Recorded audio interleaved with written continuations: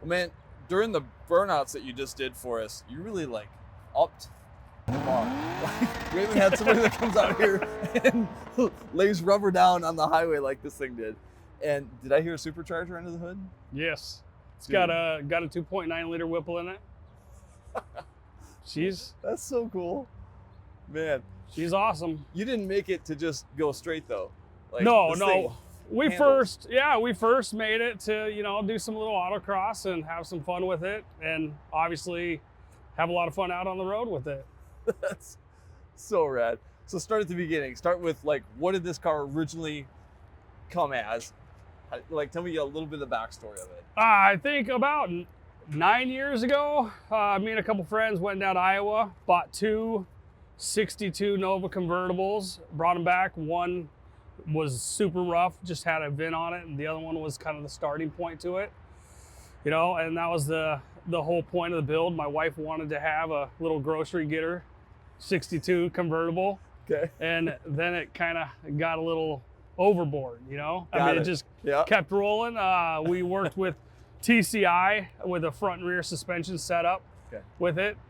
From there, since it was so rusty, we basically made our own frame rails, made our own floor pans, and just basically built a convertible out of not much then, stock windshield frame. And that actually now it's not even stock either. So yeah, it like you smoothed it and you did a bunch of things up here that like. Yeah, so this was all supposed to be stainless and so we actually welded on all the stainless, then body worked it all together.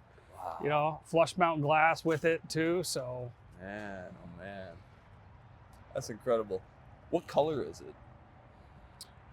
So I call it champagne. It is a Mercedes color that is, I don't know, some weird name, but I call it champagne, Okay, yeah. And you guys did the fab work entirely in-house at your shop? We actually, a lot of it was done in-house, but a lot of it, like the floors, we sent up to Jim Cruz, a Tin Man on the north side. We got so busy and he did great work. So, awesome. I wanted to keep the project rolling, and, we were super, super busy. So it's like your own projects, we got to do customer cars. So I had a few people do some stuff, and a lot of the paint, obviously body work and paint was all done in-house.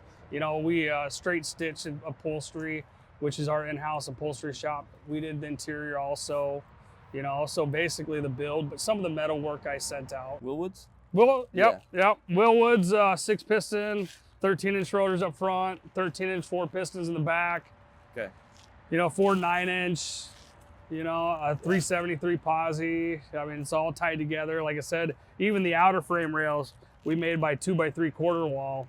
And it's a stout, very stout. We put it on scales and it was just over 4,000 pounds. I mean, it's a heavy, heavy convertible, but we wanted it, with the roll cage and everything, I wanted it stout, being a convertible, and still be purpose, to be able to actually go out and have fun with.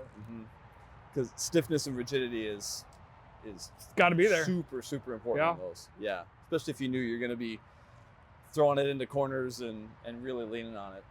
Yeah. So coilover suspension or like?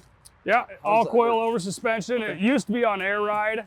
Wasn't really happy with when you would put it up and down. It would actually slightly change the gaps a little bit, and I wasn't really happy with the ride quality. So I took them out, put some coilovers on it, and yeah.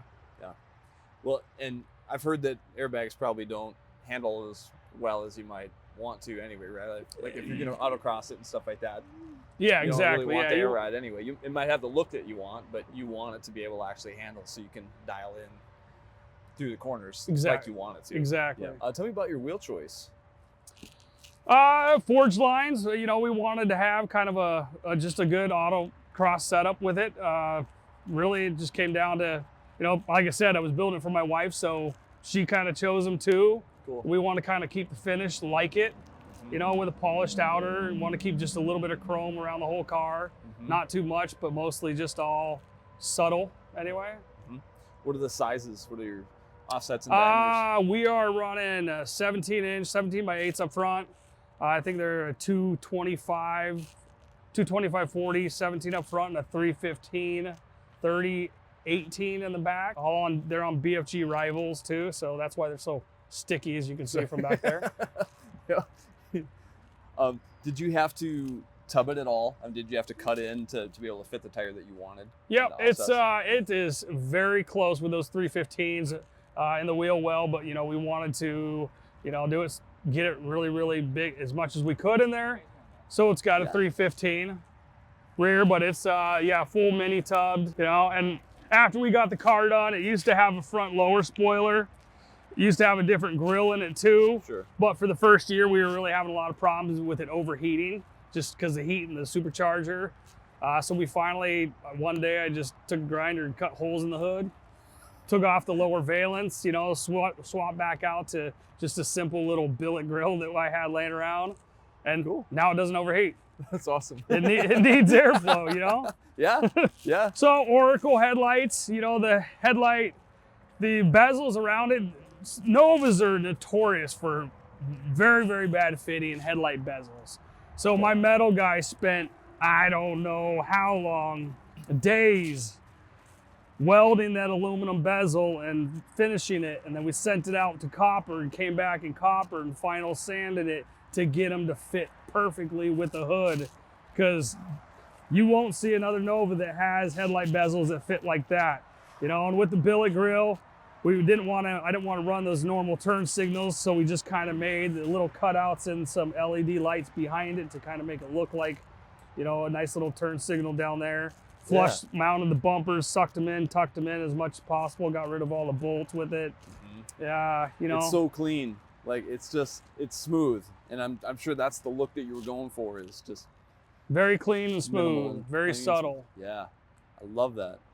How do you make a bumper be blind mounted like that? Did you have to make brackets for it? Or? So all the brackets and the bolt holes get welded up and studs welded on the back, and then obviously the brackets get shortened up also too, and you cut off the ends of the bumper and you bring them back in and get them as tight as possible. And basically get it fit and finished. And again, even these bumpers, they went out to chrome, they came back in copper, and just like when you're doing body work, you block sand the copper just to get it super straight so they're not wavy, and you want even the bumper, the chrome, to be super straight also. Wow. So it's a process. It's a very big process, many layers of copper, nickel before you're sending it out to chrome. Rear bumper also, we sucked it in as much as we could. We also didn't want the exhaust hanging low. I wanted it really tight up into the car. So we actually we made some nice little tips and brought it through the bumper, then contoured them to kind of match the bumper also. So they have, basically flush with the rear bumper and didn't stick through, but they still got the little contour, that middle line that comes through too. So. Yeah, I can see it. It's so cool. Is it a completely custom built exhaust system? Yep. Okay. Actually, Tin Man, Jim Cruz up there, they actually did a lot of the exhaust with it. When they did the floor pans, they also built the exhaust with it too. So roughed it all in and got it fitting the good. So. Wow. Tell me about the interior, because this looks completely custom, start to finish. So I wanted it more of a roadster style, but still as a fully operational convertible. So again, 62s would have had a stainless cap that would have went on here. So we got rid of them and made a flat, basically just made it flat to be able to, I didn't want a lot of stainless around here and all the convertible stainless they usually have. Sure. So we made it more of a roadster style. And even here, there's just earth magnets that hold this down. Sure. And even through burnouts and everything else, it still stays. It's still there. Still there. Yeah. A good friend of mine, Greg Fleury of Fleury Hot Rods. He's a big fabricator, really good fabricator. I wanted him to build the dash for me. And I also didn't want, again, a stock Nova dash. So he's in Prior Lake, and I sent it to him, and he basically took a Holley LED display and made that whole dash out of aluminum. Made the whole front console come down too, with the shifter all out of aluminum. And then we basically, all this in my interior shop, we made this all out of wood and tied it all together with that.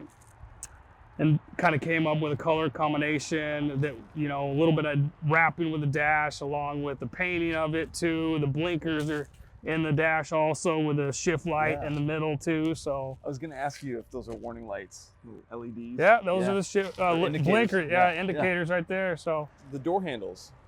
Did you guys?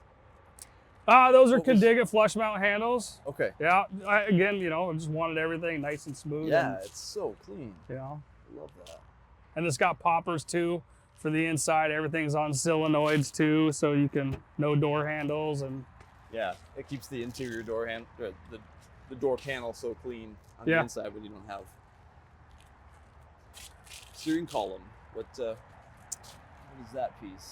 it's an I Did It steering column, Budnick steering wheel, all paint matched too. Then the leather wrap on the steering wheels also. The distressed, it's kind of like a distressed leather. And then we double stitched many hours and days into my interior guy. After this is all stitched together, he comes back in and pulls the thread all by hand. All this is Wow. done by hand. All by hand. All by hand. That's incredible. Probably 2 weeks worth of just pulling it and pulling it. Wow. I love that little bit of color to it too. Yeah. That's really smart. So Holley Dominator, air conditioning. Yeah, it's got vintage air. And that Awesome. was a big battle too, right? Trying to get how tight it is. You know, Flurry made me kind of a dual snorkel air cleaner system. Obviously we're sitting right on the condenser, right on the radiator. You got the, condenser up front. And then we had to even make the intercoolers work too and also fit. So we have a dual bypass system that runs all the way through here, goes through both sides, then back. And I have a water tank in the trunk. Oh, that cool. the water lines run all the way through the car too, because again, we just ran out of room. We had no room for anything. I want to point this out. Clamp tight clamps right here. That is, Oh, hey. That is awesome. It's one of our sponsors right there. Oh, really? Yeah, yeah. They work great. We love them. They're awesome. I mean, they are super simple. Yeah. And if you take your time with them, you can really get them Yeah. really straight and nice, and they work great. It's turned me into a clamp snob kind of now. So I'm looking around, I'm like, oh, you got a worm clamp? That's cute. Yeah. So when I see them, I'm like, yeah, good stuff, man. Tell me about these support bars right here. Is that only a convertible thing, or is that? So with something the TCI suspension, basically you take the whole Nova front subframe off of it, right? Yeah. And you get rid of all the inner fenders also. So they give you a whole new front subframe, and these are your down bars for all your front support. So basically without those, you have only 4 bolts or a subframe that's held in the back. So these basically tie your whole front end together. Got it. That kind of triangulates everything, just gives you the Yes. strength and the. It's actually Legitimate amazing design. how much when you adjust those things, you can adjust the tension on the fenders Sure. to the doors and the gaps, how much actually downward pressure it actually puts on it. And so you probably want to set that and get your chassis dialed in before you start fitting your sheet metal on the outside for your door gaps and all that kind of stuff, right? yeah. Wow. And I ended up welding everything together, so this is now basically a full unibody car. So when we put it on the rotisserie for painting and everything, the subframe was basically all welded on. You had to keep the down bars in also, and everything stayed together. So.